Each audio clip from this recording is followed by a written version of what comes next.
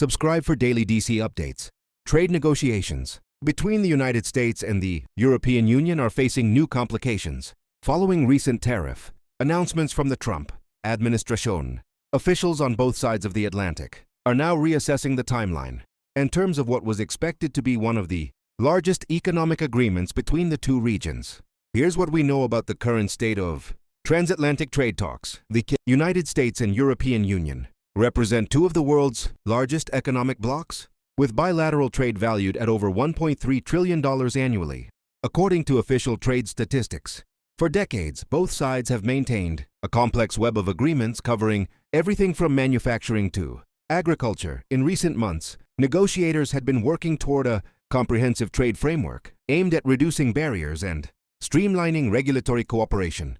Public statements from both U.S. and European officials suggested momentum toward reaching an agreement that would benefit industries ranging from technology to automotive manufacturing. However, the introduction of new tariff measures has shifted the diplomatic landscape. According to trade policy analysts, tariffs, which are taxes placed on imported goods, can significantly affect the cost of doing business across borders and often trigger retaliatory measures from trading partners.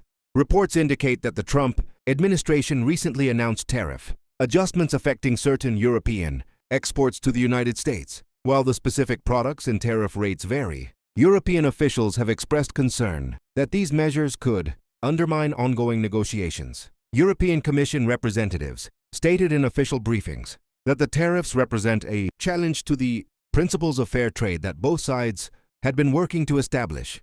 According to statements from Brussels, European leaders are currently evaluating their response options, which could include filing disputes through international trade organizations or implementing their own tariff countermeasures.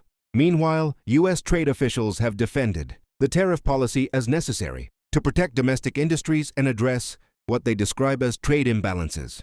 In public remarks, administration representatives have suggested that the tariffs could serve as leverage in broader negotiations, though they have not ruled out adjustments depending on how talks progress. Trade experts note that such tariff disputes are not uncommon in international commerce, but the timing coming during active negotiations adds complexity to an already delicate diplomatic process. European Union trade ministers have indicated they prefer diplomatic solutions but are prepared to take action if necessary to protect European economic interests.